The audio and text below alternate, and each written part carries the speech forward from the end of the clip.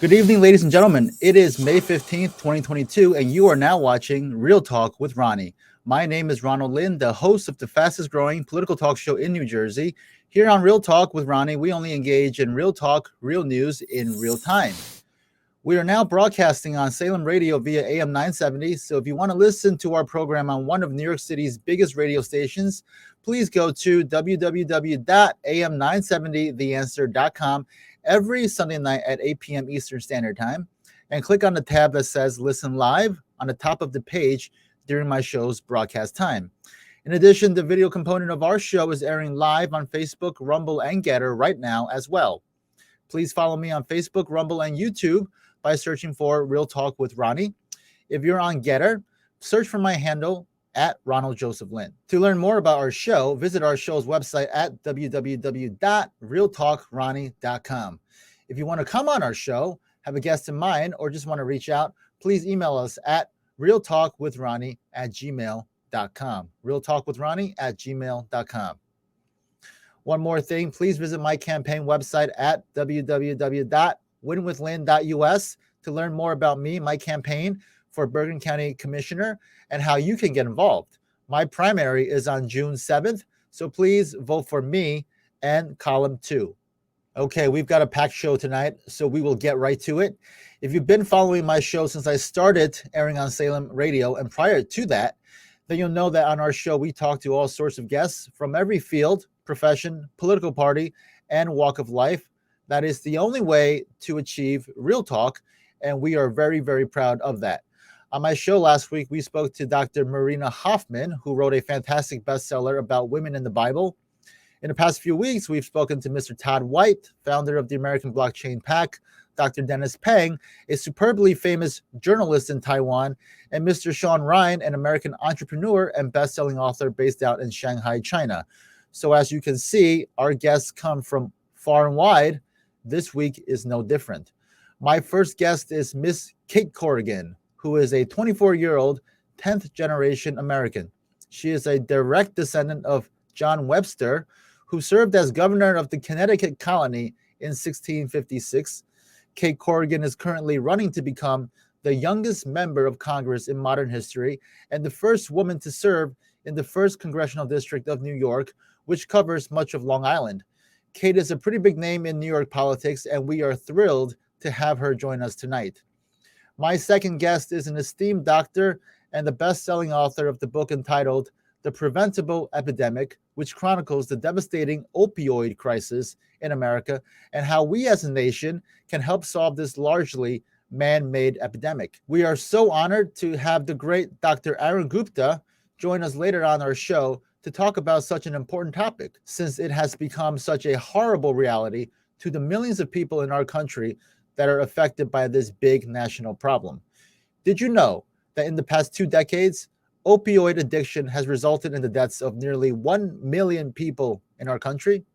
Did you also know that we have enough fentanyl in our country to kill everybody in our country 2 times over? We've got enough fentanyl to kill over 700 million people in our country. It's astounding and it's tragic, and we as a nation need to do better. All right, without further ado, let's bring on our first guest, Miss Cait Corrigan. Bitter. Maybe you taste different.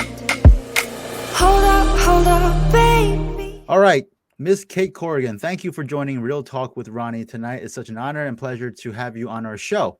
Thank you so much, Ronnie. Thanks for having me on the show. Sure. So, Cait Corrigan, to the world, can you please tell us a little bit about yourself, who you are, and why is it that you want to run for Congress in New York's 1st congressional district and potentially be the first female to represent? Yes, definitely. Well, my name's Cait Corrigan, and I'm running for Congress because we have seen over the past 2 years a tyrannical government totally strip Americans of their constitutional rights and freedoms, from the shutting down of small businesses to the closing of our schools, the closing of our places of worship. And, it's completely unacceptable with what's going on with our open border crisis, where every state has become an open border, to vaccine mandates and lockdowns that are literally destroying lives and destroying families. So I'm running for office because we need to restore our Constitution, and we need to elect representatives who actually represent the people and will defend our Constitution. And unfortunately, we've seen our representatives fail us. Okay.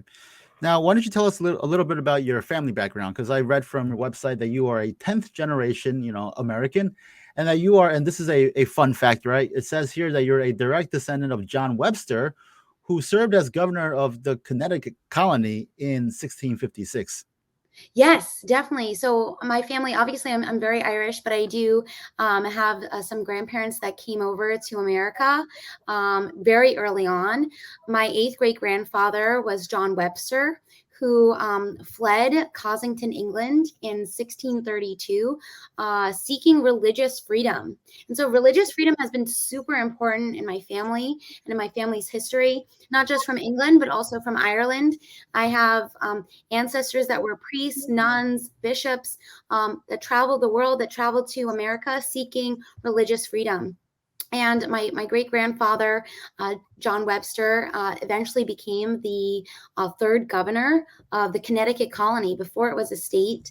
And is very interesting because he was one of the 19 men who actually wrote the Fundamental Orders of Connecticut, which is basically widely recognized as the first document to establish a constitutional government. And so I just remember growing up, I was homeschooled starting from third grade till high school. And my mother loved history and loved literature. And so we learned a lot and studied a lot about American history and even the history of our ancestors, and really understanding and recognizing the importance of individual liberty and individual freedom. And unfortunately, what we've seen over the past few years is the left agenda is to create some sort of communal community, that we care for the community. And that's totally goes against the foundation of our country, that protects our right to free speech, protects our right to freedom to assemble, freedom of movement, religious freedom, our right to bear arms, which all have been violated the past few years. Okay, great. So, Cait, you are young, right? You're 24 years old, right? Yes.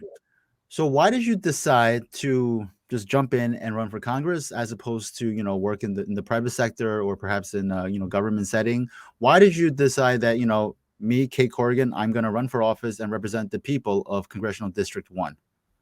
Definitely. Well, I will say I'm currently supposed to be in a second master's program right now at Boston University. I had received a 3-year full tuition scholarship to get my master's in divinity. And unfortunately, I was suspended and banned from campus, just from being on campus for a few weeks, because I was featured in a Boston Globe article for helping thousands of Americans file successful religious exemptions across the country. And I've been very outspoken about vaccine mandates since the inception of the COVID-19 vaccine mandate. I was one of the first Americans across the country to be mandated to get the COVID-19 vaccine. And I have a long-standing exemption to vaccines. It's been accepted everywhere my entire life. And unfortunately, my former college where I was getting my first master's degree had told me they were no longer going to be accepting this religious exemption. And so I challenged their mandate and eventually won. And since then, since last April, I've helped many people in 48 states, over almost 8,000 Americans file successful religious exemptions to save their jobs or continue going to school. And because I've been so outspoken, I was targeted at my university, Boston University. I'm currently in litigation with them. And so, it's very unfortunate what has happened to Americans across the country and specifically in New York, firing healthcare workers, firing our first responders for declining a vaccine. Children in the state of New York no longer have the right to file a religious exemption. And in fact, there's 5 other states across the country where children no longer have a right to file a religious exemption against vaccinations. And we see that continuously over the years, our government has been stripping us of our right to religious freedom and our right to bodily autonomy to decide what goes into our bodies. And I've witnessed this myself, this type of isolation, harassment, threatening behavior that institutions have, that the government has on its people. And I've had enough. I'm fed up with the leftist agenda to try to dictate Americans how we should live our lives. We want to be left alone. We want our freedom, and we want to raise our kids in a free country. And unfortunately, we have not been living in a free society the past few years. And that's why I'm running. Okay. Now, in the first congressional district, which is where you're running from, which parts of New York City does it cover? Yeah, so it's on Long Island, and unfortunately, the Democrats in New York State have gerrymandered the district lines. So we're still unsure of exactly where the district will be. However, I know that it will be predominantly, if not all, in Suffolk County of Long Island, New York. The current congressman in this district is Congressman Lee Zeldin, right? Who has announced his intention to run for governor, right? So Yes. he is going to not run for re-election, right? Which is why this has created this open seat. So currently you are in a primary. Do you want to talk a little bit about that? Yes, definitely. So we're in a primary. The primary will be on August 23rd. And we're very excited about the primary. I will say that I am not the establishment Republican pick. I'm running up against the establishment. I'm an American First Republican. And so unfortunately, there has been dynamics between the establishment Republicans and the America First Republicans, where the establishment has been trying to kick off or remove other candidates that are not part of the establishment out from off the ballot. And I myself have been sued by my opponent. My opponent filed a lawsuit against me 2 weeks ago. Trying to remove my name from the ballot, basically trying to circumvent the law to make it so that he doesn't have any opponents, which is really just horrifying that a candidate would do this.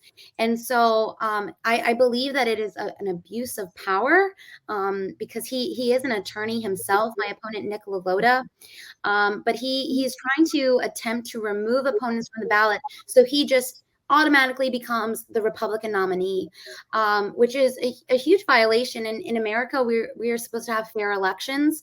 The people are supposed to be the ones who decide who represent them, not some other opponent.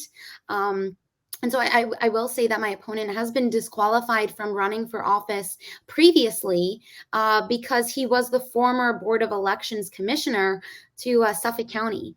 And, there is obviously that conflict of interest. You can't run for office and then serve as commissioner to be in charge of counting the votes and looking over the ballots and all of that. But also as a governmental employee, you cannot run for office. And my opponent has worked in the government sector basically his entire life. And so it is forbidden for a government employee to run for office in a partisan election. It's actually a violation of the U.S. Hatch Act. So we've seen this kind of pattern and practice that my opponent has. Now he's trying to remove candidates from the ballot. Meanwhile, he is an attorney himself and previously worked for the Board of Elections. So there's kind of a conflict of interest there, and it's very very frustrating and alarming that somebody would try to circumvent the law to just get their way. Okay, now Cait, in this primary, how many candidates are in the race? So there's 3 candidates: it's myself, Nick Lalotta, and Anthony Figliola. Okay, now Nick, under what grounds is he trying to sue you to remove you from the ballot? So basically, they're trying to say that my petitions are invalid. Okay, and has that been decided?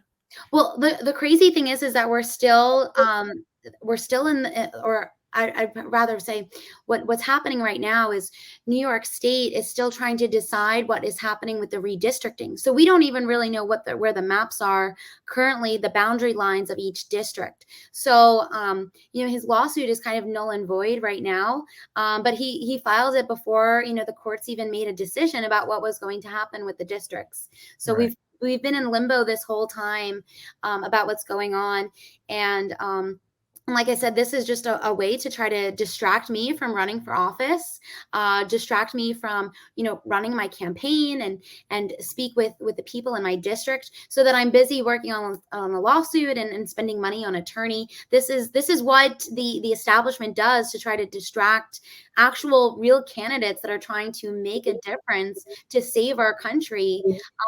Instead of, oftentimes we have Republicans that claim to stand for the Constitution, and then they vote with Democrats, or instead they don't do anything and they stay silent on issues that are so important to everyday Americans. In New York State, how many signatures do you need for your petitions?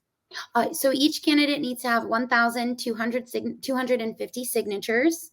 I myself collected over 1,200 signatures in just 16 days. And the rest of my team, we handed in a collective total of over 3,300 signatures. Okay. And when was the deadline for those petitions? That was April 7th. Okay. So now your opponent, Nick Lota, is trying to assert that your petitions aren't valid. Is he trying to say that you don't have the requisite number, or? Yes, he's basically saying that I don't have enough, that some of them are not valid. Meanwhile, we don't even know what the district is. We don't know what rules are going to be decided by the court, because we're still waiting from that decision for the judge in Steuben County. So it's kind of crazy to make all of these allegations when we don't even know where the district is. We don't even know how many signatures we need to collect, because there's been no ruling or decision made by the court. Is there some sort of idea as to when the court will come down with this decision? Yes. So that will be May 20th. Yes. All right. So in the meantime, let's talk about your campaign. What is your platform? So my platform is very simple. I'm a defender of the Constitution. I'm a strong medical freedom advocate. I have been for quite some time now, leading the medical freedom movement since its inception in April of 2021. I also am deeply concerned about our open borders. We have an invasion on our southern border, which basically has allowed illegals to fly to states throughout the country, bringing with them drugs and crime. And here in my district in New York, we have a major problem with MS-13 gangs. We have a major crisis with the opioid epidemic. And both of these issues clearly stem from our border crisis. And every day there's thousands of illegals coming into our country, particularly children, which is fueling and basically supporting the human trafficking crisis we have in the country that many media outlets will not talk about. And so that's a major problem. In addition to that, parental rights have been violated, especially more recently, more than ever, with the indoctrination of our kids, with the infiltration of transgenderism. And so, I will say that my mother caught on to indoctrination back many years ago when she pulled me out of school in third grade. And I always try to equivalate this to the situation when children would actually learn about civics and government and our Constitution. And now they study, the subject is now called social studies as opposed to civics or government. And this was the start of the end of our educational system. And so I'm very much a proponent of restricting the federal government, giving American citizens their rights that are protected underneath the Constitution, and putting Americans first. All right, Cait. So, as you must know by now, right, the impending decision in Roe v. Wade, right, was leaked. What are your thoughts on that leaking? And what are your thoughts on the potential reversal of Roe v. Wade? Yes, definitely. So I will say I'll start off by explaining that the fact that this information was leaked um, is horrifying, and everyone, Democrats, Republicans alike, we should all be horrified by the fact that this was leaked to the public, and the person who leaked this information must be held to the fullest extent under the law. And I will say that it's very interesting that it came at this time, this leak, because obviously right now across the country, candidates are in the middle of primaries. We're having a huge midterm election this coming November, which a lot of Republicans are hoping to, including myself, we're hoping to flip the House and the Senate and take back our country. And unfortunately, the left is going to utilize this to try to push their agenda. I know there's a lot of Americans across the country that may vote just on particular issues, perhaps possibly abortion. And I will say in New York State, obviously, the reversal of Roe versus Wade will give states the rights to decide what will happen with the issue of abortion. Okay, and it is evident and it is clear that any person running for Congress or running for the federal government will not be deciding the issue on a state by state basis on abortion. And so, the fact that different states, including New York and California, will try to utilize this to change people's minds on how they vote in federal elections, it's completely crazy. So I will say that obviously state representatives, legislators, etc., will be deciding what's happening with abortion. But in New York State, abortion is still legal. And so, it's really crazy to me that people are like outraged by this or saying that this is infringing on their rights. Meanwhile, people's rights to actual bodily autonomy has been stripped from them for the past 2 years. People have lost their lives over declining a vaccine. Meanwhile, the left is talking about women's rights and bodily autonomy, which is completely mind-blowing.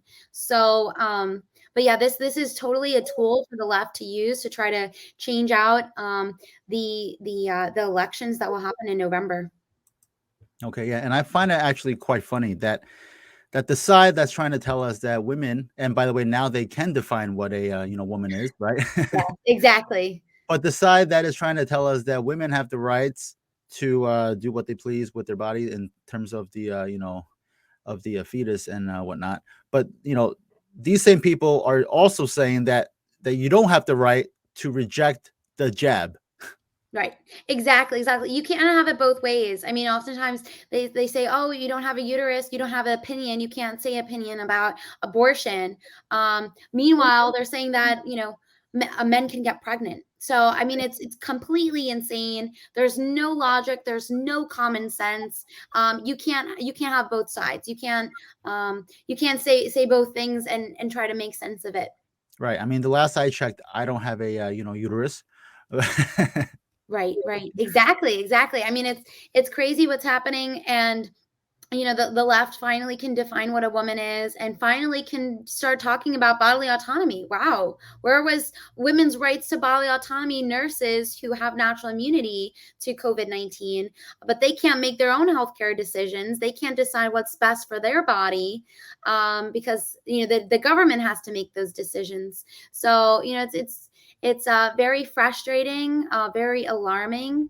The logic, the lack thereof, logic rather, of the left who claim that bodily autonomy and abortion is a basic right for women. Okay. Now, suppose you win the primary, and whoever wins the primary is heavily favored to win the overall seat, right? So, suppose you win the primary and you end up getting to Congress. What will be your first active business, your first legislative goal? Yes, definitely. So on day one, I will introduce my Medical Freedom Protection Act, which will basically, it encompasses 3 different things. One, it will make it so that any institution, any employer that requires the COVID-19 vaccine for either their employees or students or customers will no longer receive any federal funding, period. In addition to that, Anthony Fauci needs to be held accountable for lying to the American people about COVID-19, about its origins, and about preventable treatments.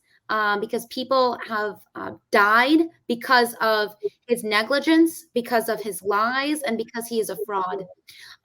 In addition to that, I want to put in a full reversal of the National Childhood Vaccine Injury Act of 1986, which basically gave vaccine manufacturing companies zero liability for injury or death.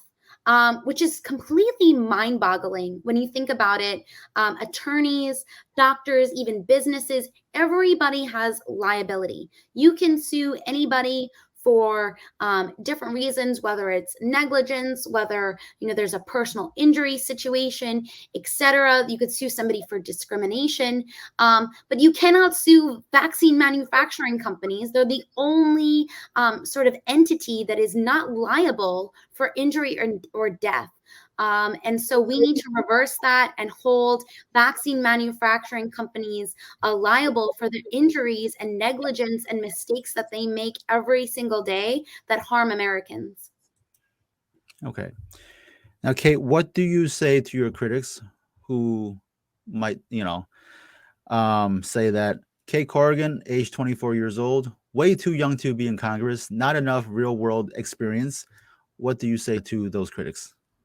Well, anybody who says that I'm too young to run for office or too young to represent the people clearly does not know about the history of our country. It was young people, young Americans in their 20s and 30s that actually helped found this country. And I say this because when you think about the median age of the signers of the Declaration of Independence, they were in their 30s. The youngest signer to the Declaration of Independence was 24 years old. And so, and I will say that the majority of the signers of the Declaration of Independence paid a heavy cost for signing their name to that document. More than half of them, their houses were burned to the ground, their families were killed, they themselves were killed, and they died with nothing. And so, the interesting thing is that every day Americans, 18-year-olds, give their lives for our country.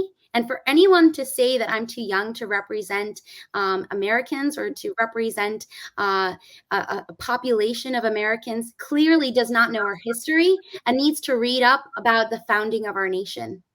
Okay. On May 20th, you mentioned that the judge will make a ruling as to whether or not your petitions are valid, right? Well, May 20th will be the decision about what's happening with the petitions, whether we'll have to collect new petitions. There will be a change with the petition somehow because the districts are changing. Okay. So that's what will be decided on the 20th. So will there be a new deadline for those petitions? There probably will be. I'm not sure. We're still in limbo because we're not really sure about what's happening. Okay. Now, has Congressman Lee Zeldin expressed any interest in coming out to endorse any candidate, or is he going to kind of stay neutral? I think that he's probably going to stay neutral. The only endorsements he has made have been to incumbents that are already serving in Congress. So I think that at this time he's probably very much concerned and busy with his campaign for governor. Right. Have you been seeking the endorsements of any prominent politicians and leaders? Yes, I think at this time any candidate would be seeking different endorsements. Just announced that I have received the endorsement from the founder and president of Moms for America, Kimberly Fletcher, and I'm a big proponent of parental rights, especially somebody who was homeschooled. My mother gave me the best education I could have ever received. I've went to private school. I went to public school for a short period of time. I even went to a semester school, and hands down, homeschooling was the best education I ever received, and I mean that fully. So, but I've been seeking different endorsements. I've been endorsed by many different people, different organizations, including the Constitutional Coalition of New York State, United Christians for America, Black PAC, which is Black, Latinos, and Asians Not for Knowledge. I've been also endorsed by Veterans for America First. Okay, yeah. Speaking of veterans, I read here from your website that you come from a large family of military service members, right? Yes, I do. Okay, so let's say that if you don't win the primary, will you support the nominee, and will you run for office again in the future? That's a great question. I think at this time I'm looking forward to this election and seeing what the outcome will be. I'm hopeful that we across the country we elect America First representatives, and I will have an update on what the future will look like after this election. Any thoughts on Mayor Eric Adams? I believe that Eric Adams will probably go down in history as one of the worst mayors in New York City. I think that it is horrifying the vaccine mandates that he has continued to impose after Bill de Blasio left office. It's very hypocritical, which in fact there's many Democrats in office that are all very hypocritical, where he has allowed professional athletes to come and play in New York City with no vaccine mandate whatsoever. But our healthcare workers, our firefighters, our police officers, our teachers, our city workers and employees are all fired for declining a vaccine. It's horrifying. It's horrifying what's happening in the city, the crime that we have, the whole defund the police agenda is disgusting. And we need to restore law and order to New York City and make our communities safer. Okay. Are you in support of a potential Trump run in 2024? I would be in support of that. Yes, 100%. Okay. All right. Now, Cait Corrigan, just a few fun questions now. What does Cait Corrigan do for fun on the weekends and when you're not campaigning? Definitely. Well, I'm a writer, so I write poetry. In addition to that, I love spending time with my family. I'm very much of a family person, and I enjoy the outdoors. Here on Long Island, we have beautiful beaches and the Pinewood Forest, and so I love spending time outdoors and connecting with nature.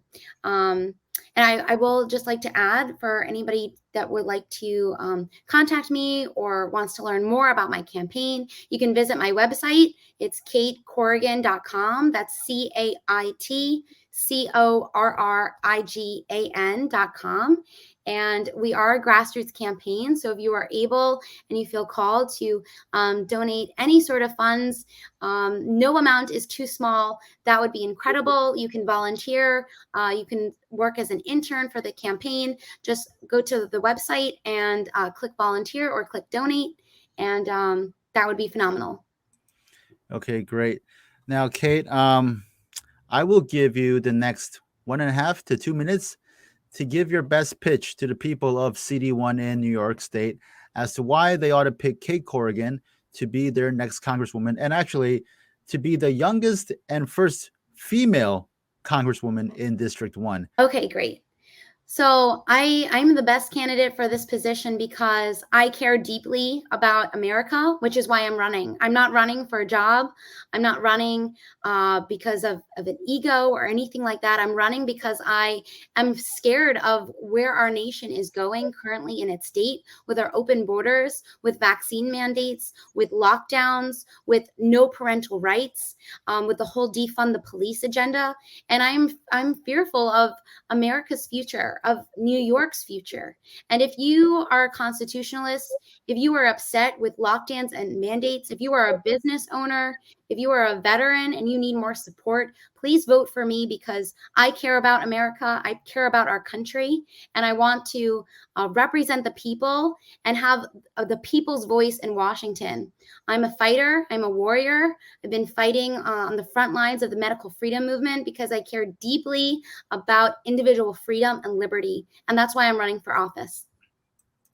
Great. Thank you, Cait Corrigan. So, Cait Corrigan, if you want to check out her campaign website, it's CaitCorrigan.com, CaitCorrigan.com, CaitCorrigan.com, to check out her campaign, her platform, and what she wants to do to save the first congressional district in New York. And of course, there on her website, there are 2 big tabs, one for volunteer, one for donate.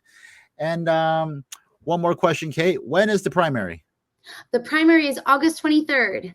August 23rd. All right. So if you're listening to this and you happen to be in District 1 in New York State, please go out there and vote on the primary for, for whichever candidate you think will be the best candidate to get the job done. But I think Cait is a pretty good candidate. Thank you. Thank you so much, Ronnie. All right. Thank you, Cait, for joining Real Talk with Ronnie, and we'll be catching up with you very soon. Okay. Thank you. Bitter. Maybe you taste different. Hold up, baby. Our second guest tonight is Dr. Arun Gupta, best-selling author of the book entitled The Preventable Epidemic, which chronicles the devastating opioid crisis in America and how we as a nation can help solve this largely man-made epidemic and tragic situation. Bitter. Maybe you taste different. Hold up, baby. All right, welcome back to Real Talk with Ronnie. We're airing on Salem Radio via AM 970, so be sure to tune in every Sunday night from 8 to 9 p.m. On my show tonight, we have Dr. Arun Gupta, who is an addiction medicine doctor, a family doctor, and also a best-selling author on USA Today and the Wall Street Journal. He is here with us today to talk about his new book, The Preventable Epidemic, which details the opioid crisis in the U.S. and the ways in which we can prevent this from getting bigger and how we can, try to end this huge problem. So, Dr. Gupta, thank you for coming on our show tonight. Ronnie, thanks for having me here. It's honor and pleasure. Great. So, Dr. Gupta, you have been practicing medicine as a solo primary care physician for 35 years. For 15 years, you have been an addiction doctor. Why don't you tell us a little bit about yourself and your, background and where you came from and, all that? Sure. So I was born and raised in India. I went to medical school there, and I was supposed to migrate to America, but then my mother got sick, and so it took me a couple of years longer to get here. I had got married in Chicago, and I've been living in Michigan since 1984, in practice since 1986. And for the last 32 years, I've been in Monroe, Michigan, a small rural community.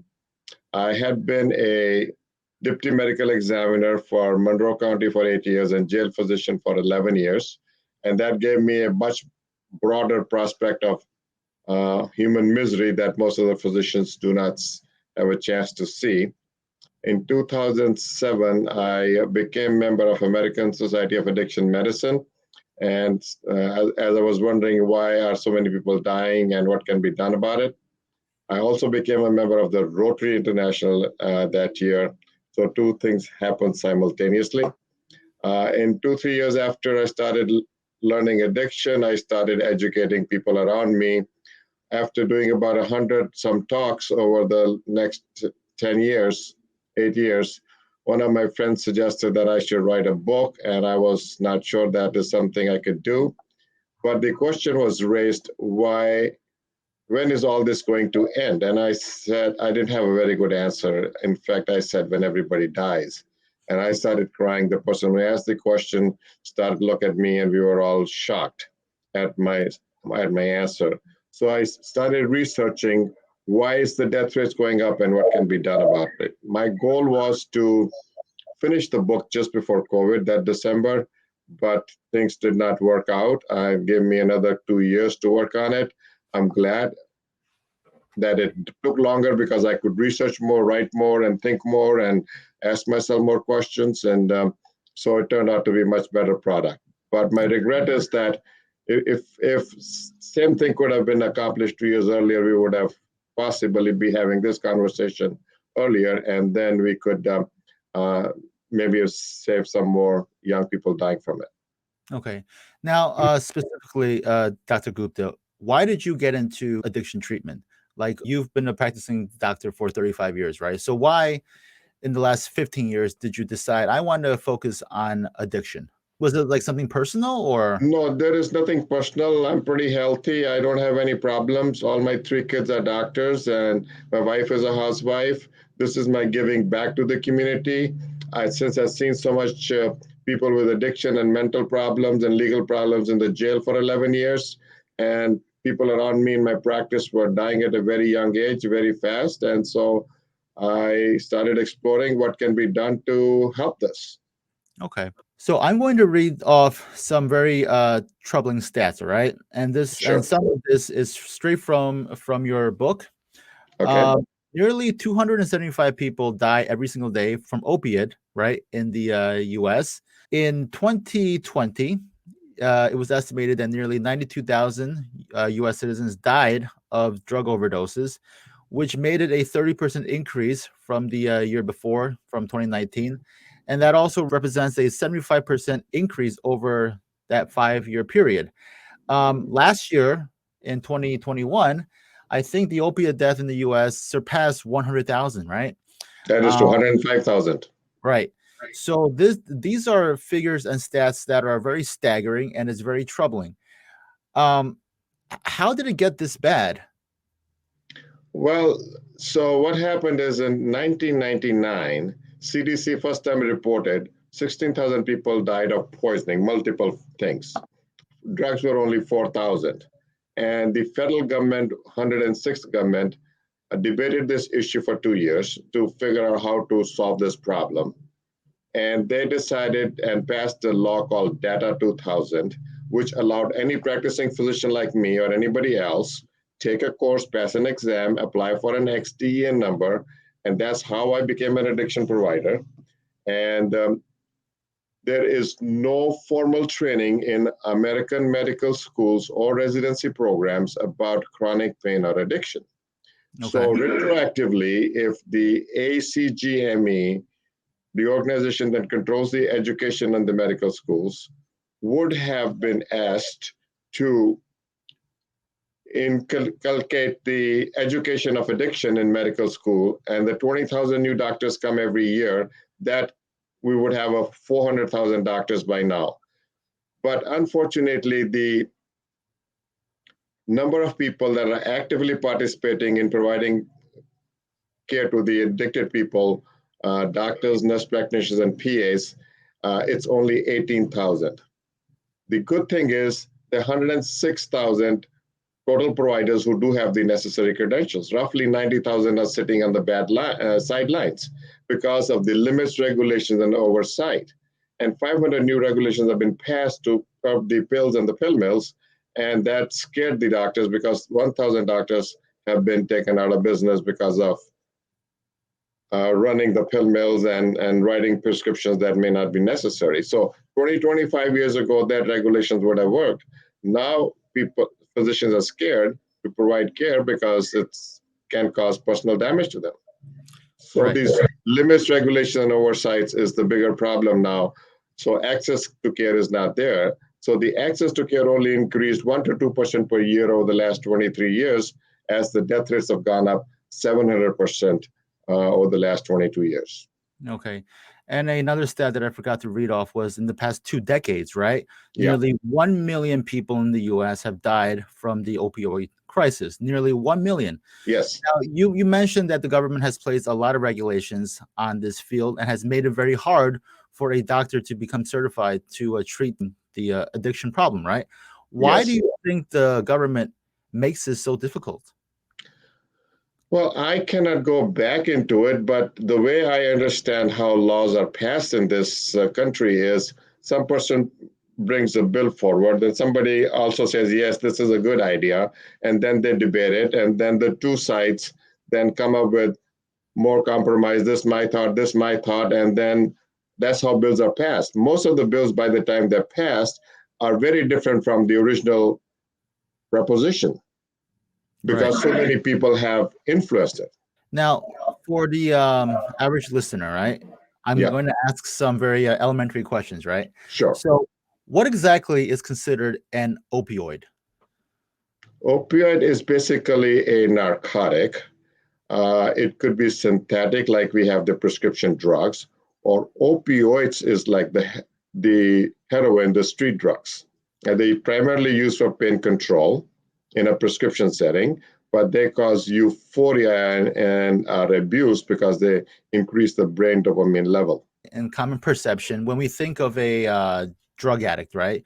We think of perhaps the junkie who's sitting in some alleyway, who's shooting up like heroin or doing like crack cocaine, right? Yeah. But actually, this opioid epidemic the vast majority of the people that are affected by this are regular people, right? Are regular people in regular families, and they are the victims. So how does one typically get addicted? There is a very high correlation of a mental disorder when there's an addiction disorder. And the two conditions coexist in more than half, maybe 75% of the cases. And so if we're not controlling the mental portion, the addiction is difficult to control. So, and they both feed to each other at the brain levels, chemical levels. The genetics and the environment plays a very big role, and the environment in which the person is. So once a person is down, they've lost the desire to live and get better, then they're looking for a fix, and they can't stand the withdrawal. Okay. So it's all these factors that make this problem worse. So people who are typically addicted to the opioid, right? Mhm. Which community are they mostly part of? Well, I mean, 40, 50, 60 years ago, I think it was more the African American people that were affected. And then as years went by, it is general population, and the risk of addiction is 10, 11, 12% in any given race, color, education status, male, female. It doesn't discriminate or spare anybody. Okay. Now, is there a particular age range that is more prevalent in? So what we're talking about, the opioid crisis, is the age group between 18 to 54 is very lethal. In our textbooks, they say the addiction starts roughly at the age of 13. I have hundreds of patients that tell me they started using at age 7 or 8 or 9. Wow. 7, 8, or 9. Yeah. In what type of situation would a child at the age 7, 8, or 9 need to use an opioid to the point where he or she is, addicted to it? Well, they don't get addicted to it right then. If the parents are using stuff, if they're drinking or using marijuana and other things, and the kids try it and in their presence or with their permission or otherwise. Okay. What is the most common type of opioid that people are addicted to? Well, it depends upon the availability. So when 25 years ago, when the laws were passed that people's pain cannot be undertreated, and doctors had no training, so the doctors were forced to treat people for pain control.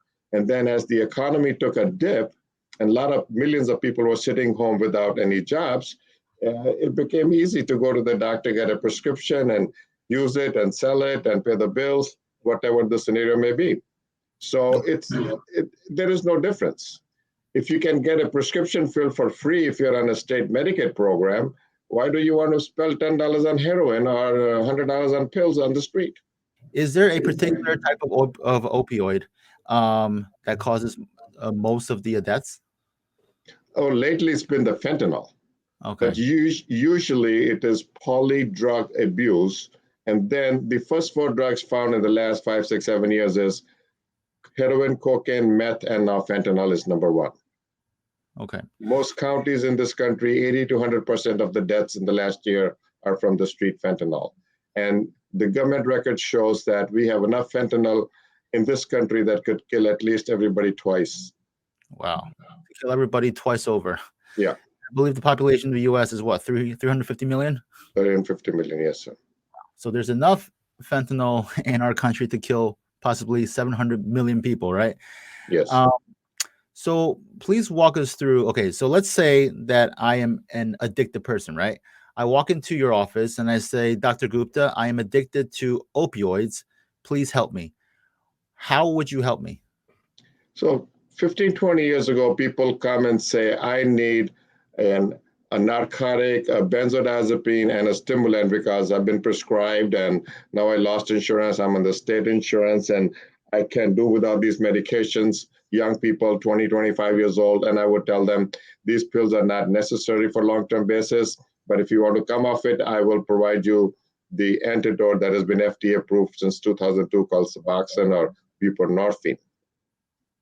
So in the first year when we get it, we were able to treat only 30 patients for per month for the first year, and then 100 patients for the following year if we wanted to expand our scope of practice. And in 2016, they allowed us 275 patients per month. Currently, only 4,300 doctors and providers have a limit of 275, and only 2.4 million people are in treatment. So if this treatment works very well for pain, and there is no withdrawal, and there is no addiction to this medication.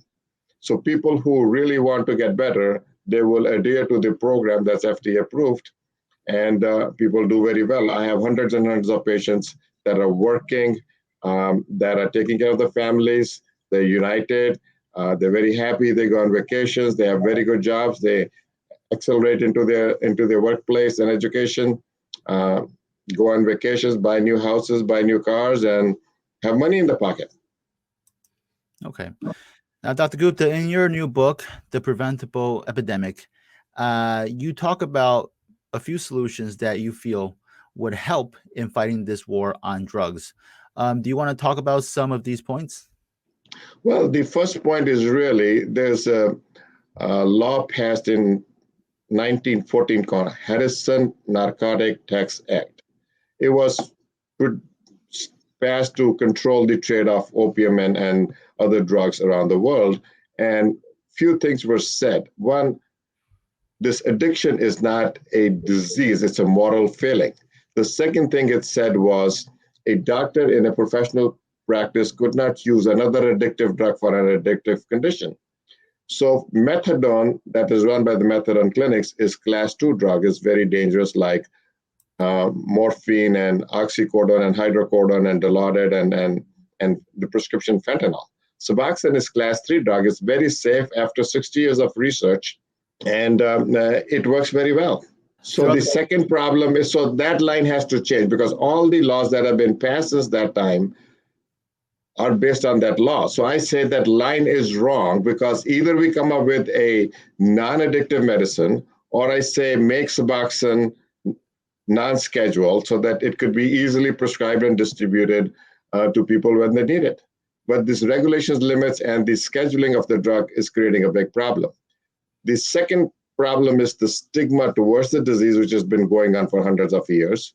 And in the last few decades, stigma towards treatment has also come up, because a lot of these groups that are trying to help do not want a substitution towards one drug versus the other.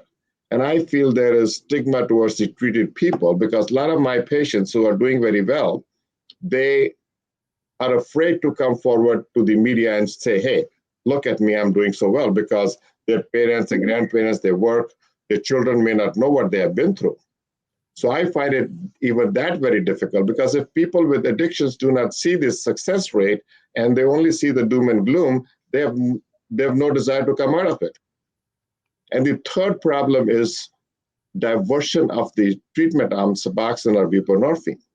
So in 2005, the federal government reviewed the data called Data 2000 to see how it is doing. They said, okay, it's doing progress, but there is some diversion. So there is no diversion on the narcotics that cause the problem. The street drugs are freely and easily and available, but they put a diversion control plan on the treatment arm. So it's very difficult for us to write a medicine that the company has been sued twice for $1.4 billion because it's on the street. The reason it is on the street is because everybody who needs treatment does not have access to treatment. CDC reported 41 million people are at risk right now, 2.4 million are in treatment, 39 million people have no access to care, and people waitlisted for treatment have very high mortality. That's the problems. Okay, great. Thank you for that. During the process of you writing your book, you also mentioned that you had some regrets, right? What are some of these regrets? Well, the regrets were I really didn't want it to put the doom and gloom that everybody else is showing. So I wanted to make sure that I stay away from it and give a positive message. One regret was there was a study out of UPenn in 2019, and it did not make it to the book because the book was getting too lengthy, but that should have been included in the book. And big study, 106 people over 2 years, researchers, doctors, and scientists concluded that had pill mills were still existing, the number of deaths would be less. I mean, and the regulations that were passed were like knee-jerk reactions and didn't do anything about it. So that is the regret that I have, that study did not make it to the book. Okay. And what has been some of the reaction from your colleagues?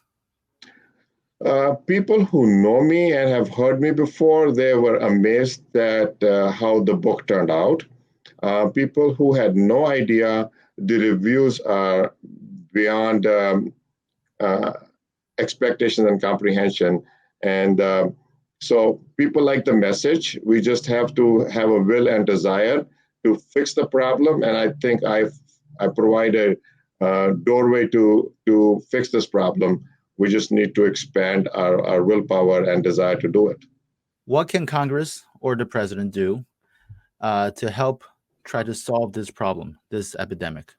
Well, they have been talking for over a year to fix this. They want to have out-of-the-box thinking, and I'm providing in this book recommendations how to fix the problems.